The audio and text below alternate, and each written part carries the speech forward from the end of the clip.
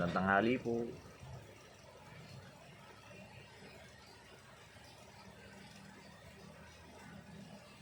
Sa hirap po ng mga masada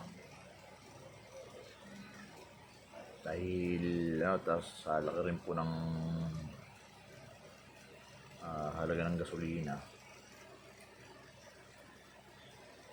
nakakaroon na pong mamasada na rin po. Tapos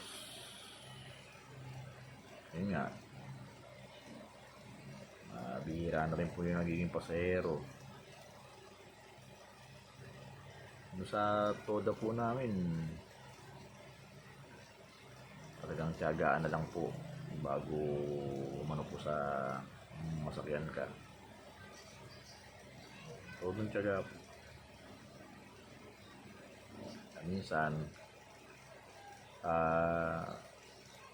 maano mo kung paano ba talaga, paano mo ba tataga para medyo maibsan pa rin yung pagkayamot, pagka yung tinatawag na pagkainis doon sa pag-aantay. Pero talagang kailangan magtiyaga lang po talaga.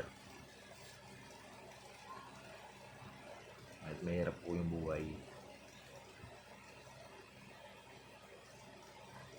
kaya minsan dahil na parang nawawala ka na ng pag-asa na medyo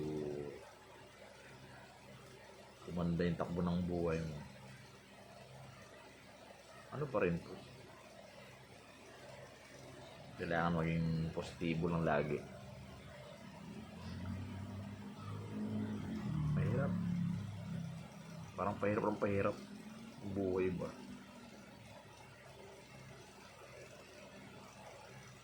Wala namang ibang tutulong sa'yo kundi sarili mo lang rin.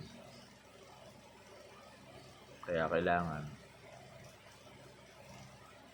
sa araw-araw na pagiging daan po ng ating buhay, pasasalamat,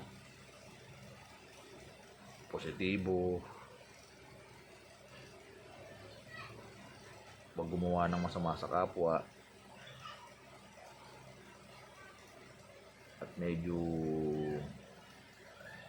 mangarap kahit na sabihin natin parang mahirap abutin yung mga gusto nating pangarap. Pero hindi pa naman ng sabi natin hindi tayo nag-iisa may kaagapay pa rin tayo mga nasa taas. Kaya nga minsan parang nawawala ka ng pag-asa dahil sa nangyayari sa pang-araw-araw mong pamumuhay. Maging positibo na lang palagi. Kahit ako, parang sarili ko parang walang katapusang sabing struggle. Pero pasalamat pa rin kasi nga sabi nga na hindi ka pa rin nag-iisa. Hindi ako nag-iisa kasi bakit? Sa bawat galaw ko kasi kasama ko siya.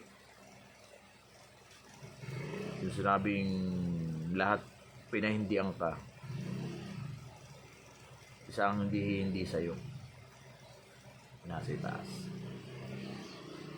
Medyo naano ko lang kasi mahirap mabuhay, pero pilitin natin na maging positibo pa rin. Ano natin mga pangarap natin, maging maginhawa, at maging biyaya pa rin tayo sa iba. Sabi ko lang, lahat ng pagsubok ay may kalutasan. Kahit na yun yung nararamdaman ko sa ngayon, at pilit ko pa rin lalagpasan dahil naniniwala akong merong gagabay sa akin na nasa itaas. At lagi rin po nating tatandaan sa lahat ng hirap na ating pinagdadaanan, pilitin pa rin po natin maging biyaya pa rin po sa iba.